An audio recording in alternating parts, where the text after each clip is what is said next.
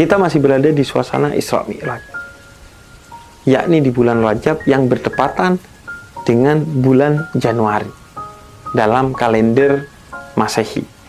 Dan pesan utama dari Isra Mi'raj itu adalah sholat. Begitu pentingnya sholat sehingga ia diwajibkan bukan melalui wahyu, tapi Nabi dipanggil langsung untuk bertemu dengan Allah, di mana Allah menyampaikan langsung perintah sholat itu kepada Nabi Muhammad. Ada satu hukum yang sejak pertama kali manusia diciptakan telah diberlakukan kepada manusia itu, yaitu Nabi Adam. Hingga akhir dunia ini kewajiban itu akan tetap diperintahkan kepada manusia tersebut. Dan hukum atau kewajiban tersebut adalah sholat. Ada banyak sekali ayat dalam Al-Quran, diantaranya surat Thaha ayat 132 yang berbicara tentang perintah sholat yang bukan hanya kepada Nabi Muhammad dan kaumnya, tapi Nabi dan Rasul semuanya sejak Nabi Adam dan kepada seluruh kaumnya. Bedanya hanya di cara sholatnya, tapi semuanya diperintahkan untuk sholat.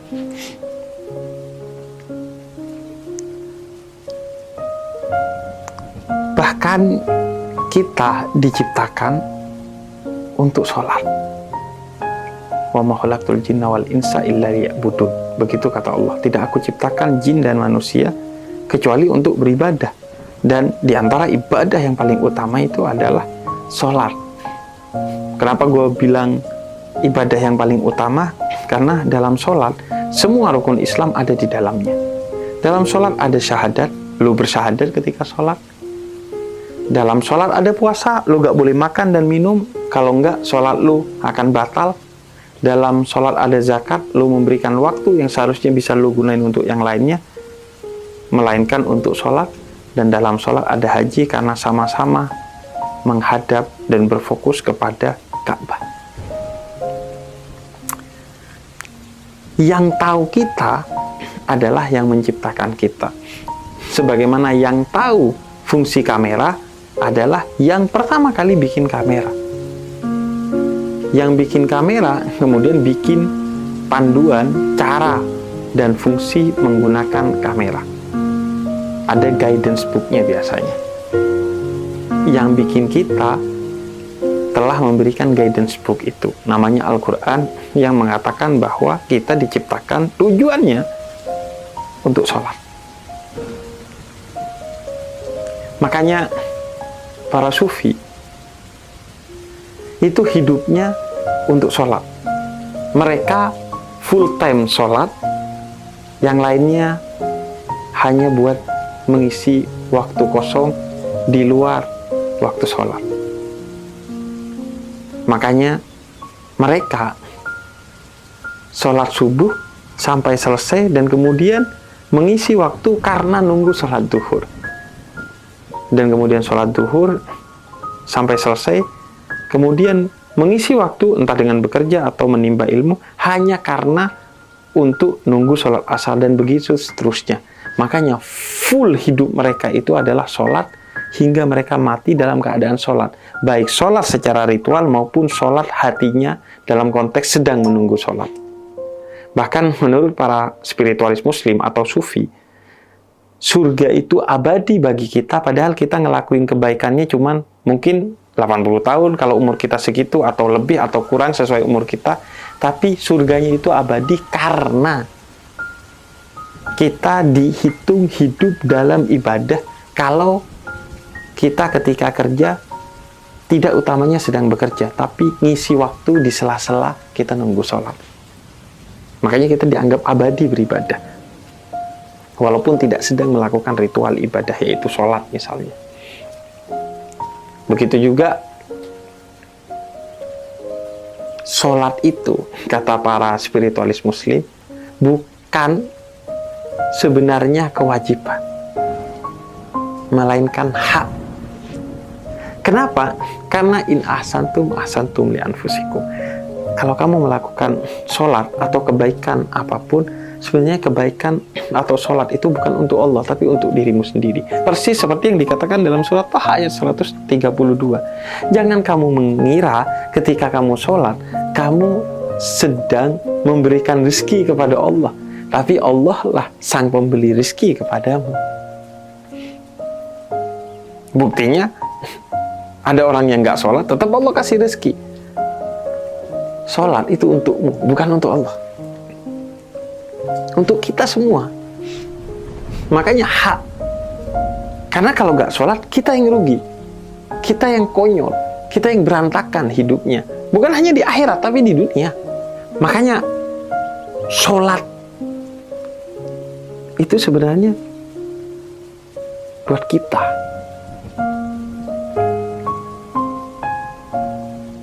Buat pertama, healingnya kita. Karena ketika Nabi dimi'rajkan, Nabi itu dalam keadaan bersedih lantaran ditinggal wafat oleh pamannya tercinta, yaitu Sayyidina Abu Thalib, dan istrinya tercinta, yaitu Sayyidah Khadijah. Maka kemudian beliau dimi'rajkan dan mendapatkan sholat. Dan sholat adalah mi'rajul mu'min, mi'rajnya semua manusia yang beriman dari umatnya Nabi Muhammad. Maka ini pelajaran bahwa Nabi pun kadang sedih, kadang sumpah, tapi healingnya Nabi itu adalah sholat. Jadi bukan berarti kita nggak boleh healing berwisata. Silahkan, cuman ketahuilah healing yang pertama dan utama adalah sholat. Dan jangan sampai ketika healing ke tempat wisata kita gak sholat atau lupa dan lalai sholat, dan healing itu hanya jadi proses rekreasi, gak ada kontemplasi, cuma menghibur mata, bahkan pikiran pun gak terhibur. Ketika rekreasi tetap sibuk dengan kerjaan kita di HP, apalagi kontemplasi menghibur hati kita. Ini sindiran kepada manusia modern yang industrialis, yang ketika healing itu cuman badannya doang ke tempat wisata, tapi pikiran apalagi hatinya nggak ikut ke sana. Nah, yang kedua, sholat itu membuat lo bisa berhenti sejenak dari semua rutinitas, keruwetan, dan aktivitas sehari-hari. Percaya deh, ketika lu sibuk kemudian lu berhenti untuk sholat, maka setelah sholat lu kayak menemukan energi baru. Karena dalam sholat ada tumakninah, ketenangan, sebagai salah satu rukun, yaitu pesan utama sholat. Lu akan lebih powerful setelah sholat untuk melakukan aktivitas lagi. Kalau ruwet, keruwetan itu tensinya akan nurun atau bahkan mungkin hilang. Dan yang ketiga, karena sholat itu ngajak lu untuk ngatur waktu. Ada waktu-waktunya. Pagi, yuk kita kuasai waktu dengan bangun secepat mungkin ketika fajar belum menyingsing, yaitu untuk sholat subuh. Nggak usah bawa-bawa agama. Tanpa bawa-bawa agama pun, orang yang bangun di waktu subuh itu pasti dia memiliki peluang sukses baik ilmu maupun kerja lebih tinggi dari yang nggak bangun di awal hari ketika subuh. Begitu juga ketika duhur. Ketika lu sibuk, yuk berhenti agar lu memiliki kendali atas waktu lu. Jangan lu yang dikendalikan oleh waktu melalui kesibukan itu. Begitu juga asar, maghrib, dan isya. Coba lu pahami filosofi waktu, bagaimana Allah mengajarkan lu mengendalikan waktu dengan sholat. Karena manusia yang gagal dan rugi adalah yang dikendalikan oleh waktu. Biasanya tipikal manusia yang gak kerasa udah kuliah, gak kerasa udah nikah, gak kerasa udah punya anak, gak kerasa udah mati, padahal belum melakukan apa-apa yang bermanfaat sebagai legacy dari hidup kita. Sholatlah. Agar lu bisa sholat, pahami apa makna sholat, bukan hanya bagaimana cara sholat. Karena seseorang cenderung akan tidak menjalani sesuatu yang dia tidak tahu maknanya apa. Cuman, mungkin lo bukan tipikal orang yang memberi waktu untuk memahami makna sholat. Maka saran gue, jalani sholat agar lo merasakan sholat. Karena pengetahuan dan pemahaman itu tidak hanya bersifat kognitif, yaitu dari akal kita, tapi bisa bersifat intuitif, yaitu dari rasa dalam hati kita. Maka jalani sholat agar lo tahu manfaat sholat. Bahkan bisa lebih paham, karena orang yang memahami kopi dari pemahaman akalnya bahwa kopi itu minuman hitam yang cair, rasanya ada manisnya juga pahit, kadang kecutnya, pemahamannya masih relatif, mungkin 50 hingga 80%. Tapi begitu lu minum kopi, lu paham betul apa itu kopi. Begitu juga sholat. Sholatlah, nanti juga lu akan paham apa maknanya dan kenapa lu harus sholat. Persis sebagaimana perintah surat Toha ayat 132. Sholatlah dan ajaklah keluargamu untuk sholat, dan kata Allah, bersabarlah dalam sholat. Jangan lu masih sholat sehari, seminggu, sebulan, udah nanya, kok hidup gue masih gini-gini aja, kok gue gak paham ya makna sholat apa ya, kok gue gak ngerasain ketenangan ya. Bersabarlah. Makanya ada tumakninah, jeda untuk tenang dalam sholat. Tanpa lu bersabar dan merasakan ketenangan sholat, lu gak akan menemukan makna sholat. Karena itu jangan sholat di sela-sela waktu, tapi beri waktu untuk sholat. Sholatlah. Biarkan dunia menunggu. Karena dunia akan menunggu. Kalaupun dunia gak menunggu lu,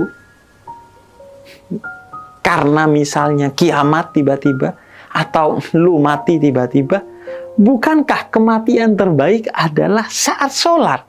Bukanlah kiamat terbaik bagi lu adalah saat lu sholat ketika kiamat? Sebagaimana Sa'labah, salah seorang sahabat mulia Nabi Muhammad yang bercita-cita mati dalam keadaan termulia, dan Allah berikan kematiannya saat sholat.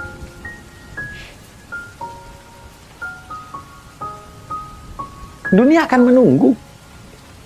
Sebagaimana Syekh Abu Bakar bin Salim, seorang spiritualis muslim dari Hadramaut, Yaman sana, yang ketika melakukan bisnis, bertemu dengan rekan bisnisnya, kemudian dia minta waktu untuk sholat, dan rekan bisnisnya mengatakan, tunggu dulu, kita selesaiin dulu nih urusan bisnis. Kemudian beliau bilang, yang bikin lo kemari dengan urusan bisnis yang bisa menguntungkan kita berdua itu adalah zat yang akan gua temui dan sembah dalam sholat gua. Minta waktu, gua mau sholat.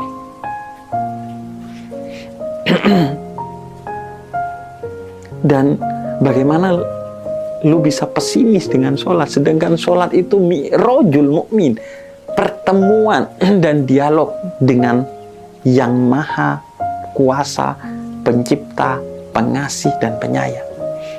Bagaimana lu bisa pesimis, kata Sayyidina Ali Zainal Abidin, cicit Nabi Muhammad, sedangkan yang akan lu temui dalam sholat itu adalah maha bos, yaitu Allah. Sehingga kata spiritualis muslim Imam Hasan al-Basri, kalau kau ingin Allah berbicara kepadamu, baca Al-Quran. Tapi kalau kau yang ingin berbicara kepada Allah, sholatlah. Lu dan semua ciptaan Allah terlalu lemah untuk menghandle urusannya sendiri. Nyium siku kita sendiri aja kita gak bisa kok. Sok-sokan mau ngurus semuanya sendiri. Maka beri waktu dengan sholat agar Allah yang mengurusnya. Karena terbukti kemarin-kemarin kita yang ngurus semuanya berantakan. Maka sholat semacam waktu untuk kita ngecas dari pesimisme, dari kekecewaan, dari lemahnya hati, dari segala sesuatu, untuk lu nyandar sebentar kepada Allah agar lu dicas lagi. Nggak peduli meskipun lu adalah orang yang nakal dan bangsat sekalipun, karena senakal-nakal dan sebangsat-bangsatnya lu, sholatlah agar satu kabel terjaga, tetap tersambung dengan Allah, sehingga sholat itu yang membuat kenakalan dan kebangsatan lu dikurangi dan diatur sedemikian rupa oleh zat yang lu sholati itu, sehingga lu menjadi lebih baik. Justru karena lu nakal dan bangsat, sholatlah agar Allah perbaiki diri lu. Bukan mandilah saat kita bersih, enggak, karena kita kotor mandi agar bersih. Bukan gua gak mau sholat karena gua penuh maksiat. Justru karena lu penuh maksiat, sholatlah agar lu diampuni dari segala dosa maksiat yang lu lakuin.